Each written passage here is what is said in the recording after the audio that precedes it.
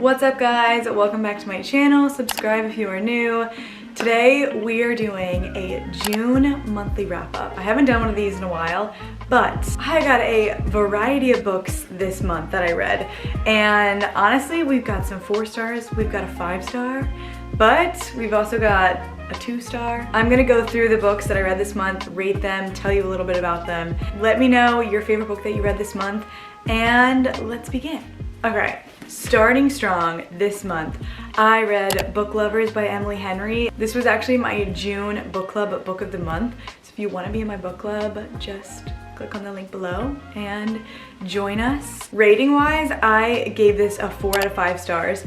I genuinely enjoyed this book. I felt like it was a fun summer read, but I wasn't completely blown away. I still think that Beach Read takes the cake for being my favorite Emily Henry book, but I thought it was cute. I thought the romance was sweet. So here's the thing about this book is that I really enjoyed it while I was reading it.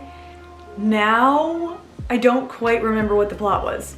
And I don't know if that's because I read so many books this month that I really enjoyed, or if the plot just like didn't really stand out to me as much. I feel like that might be a controversial opinion, but I feel like I just have to be honest with you guys. And I think it's like one of those things where, you know, when people put so much pressure on a book that's like, oh my god, this book is amazing, and then you read it thinking that it's gonna be amazing, and then it's almost more lackluster because people said it was so good. I don't know. I can't tell if it's one of those books or not, but I mean, I really did enjoy it, and I love her writing style. I think she's an incredible author, so she writes classic summer reads, I feel like, and this falls into that category of like a classic summer read. Easy breezy beach read. Next up, we have a book that I was actually really excited to read. It's Station 11 by Emily St. John Mandel. I was so excited to read this book because I love Station 11 on HBO. When I watched the series, I hadn't read the book, so I watched the series before I read this book, and I'm not kidding when I recommended it to literally everyone. I finished it and I was like, oh my god, this is my new favorite show.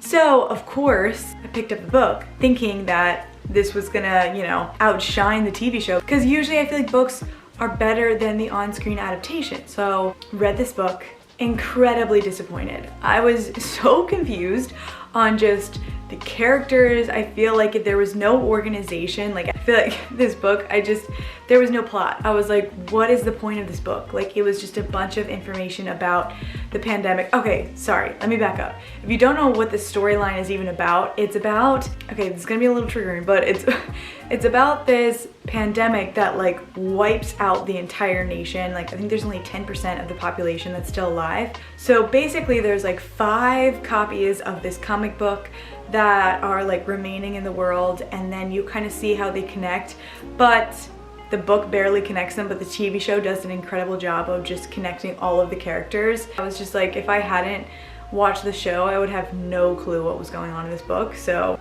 I was disappointed with this one. So yeah, I rated this a 2 out of 5. Next up, we have The Silent Patient.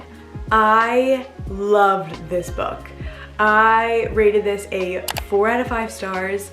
This is actually my July book club book of the month. So if you want to read with us, we are reading The Silent Patient. Oh my god, you guys, this was insane. I talked about this a lot in my last video, so I'm gonna keep this part short. But basically it's about this woman who goes silent after murdering her husband. Very normal before she killed her husband. Then they sent her away to this like mental health hospital. Then this therapist comes in and he is like, I can fix her. And you see their journey of trying to get her to talk again, and it is wild. It's a wild ride. I did not see this ending coming. I was shocked at the ending. So if you're in the mood for a good thriller, this one was a solid 4 out of 5 stars for me. Next up, we have this very cute, very fun romance book. It's funny you should ask. This one I feel like has been all over my TikTok. So I was like, okay, I have to pick this one up. And I was pleasantly surprised. Given I did think it was gonna be a little steamier than it was not as steamy as I would have liked it, just because I feel like people on TikTok were saying that it was like a hot, you know, sexy read. So I was like, oh, it's gonna be like the Off-Campus series, you know? But it was not. It was pretty like PG-13. So if you want a book that is like hot and steamy, this is not it. This is more of your fun, cute romance. It's about this interview with this hot up-and-coming celebrity, and he's gonna be like the next James Bond, and then they do this like 3-day interview together. Then, you know, they really just get to know each other over the 3 days, but then you see what happens in the next like 10 years, and he kind of, you know, falls off the bandwagon, and she is now like a famous writer, and because like that article really like popped off her career, then they have a 10-year reunion of the article, and you see them reconnect and just meet each other all over again. I said this in my last video and I'll say it again. If you like Daisy Jones and the Six, I feel like you should give this book a try because it kind of had the same vibe to me. So next up, we have The Perfect Marriage. This book was nuts. I rated this a 4 out of 5 stars, right? And then I went on Goodreads and people really hated this book, and I was honestly shocked. And then I got to thinking about it because like all the reviews were talking about how it's like not as well written as they wanted it to be, and how like the characters were not as developed. But the thing is that I read this in one day. I was more so enthralled by the plot. So instead of kind of focusing on like character development or writing style, like I was more of like reading this and I was like, I need to know who did it, because this book is surrounded by this husband and wife. The wife is a defense attorney and the husband is a writer, and he has this lake house that he takes his mistress to like every weekend. And one weekend the mistress dies in his lake house, and then the only person left to defend him is his wife.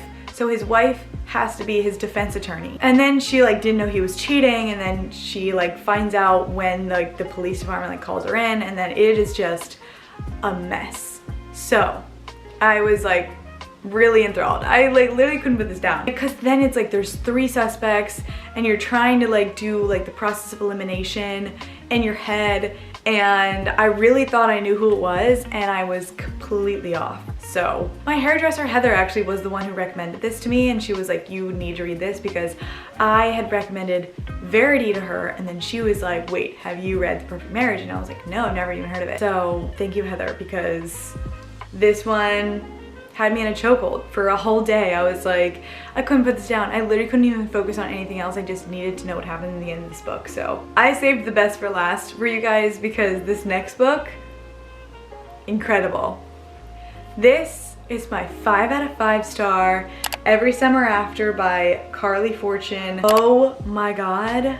I literally couldn't put this one down either. Like, but this one is one of those books that just makes you feel all like light and fuzzy inside. The plot of this book basically is that they hadn't seen each other in 12 years. They grew up together because they had like lake houses right next to each other. And then something happened, I think it was like 12 years ago, something happened that like made them like break up when they were like 18, I think. And then fast forward, they're 30. His mom had passed away, and then his brother had called her and was like, hey, like this is when the funeral is. So then she goes up to where their lake houses were, then they reconnect. But you also get those flashbacks of them growing up together. And oh man, it was just, I really liked it. I really like this book. I think I figured out one of my favorite tropes, because I always feel like I never really liked enemies to lovers as much as other people did, and I was like, I don't think I have a favorite trope, like blah blah blah. And then I read this book and I was like, nope, I have figured out what my favorite trope is, because all of the books, all of like my favorite romance books, I love like the "it's always been you" kind of tropes, where it's like they grow up together, or they like grow apart and then like come back together, like, or like the second chance at love type of stories, where it's like you're rooting for them but then they've changed so much that it's like, should they get back together or should they not? Ah man, this one was a 5 out of 5 star read for me. I love this book. It is, this to me, I feel like if you need a summer beach read, you need to pick up Every Summer After. It is so good, such a good like romance, like a feel-good romance where it'll just make your heart all warm and fuzzy. That is it for my June monthly reading wrap-up. I have a couple books on my to-read list, TBR, on my TBR list for July that I'm excited about. So yeah, but leave me a comment on what books you're reading this month, or your favorite summer reading book. I feel like I'm always open to hearing what books you guys are reading. So yeah, I love you guys and I will see you in my next video.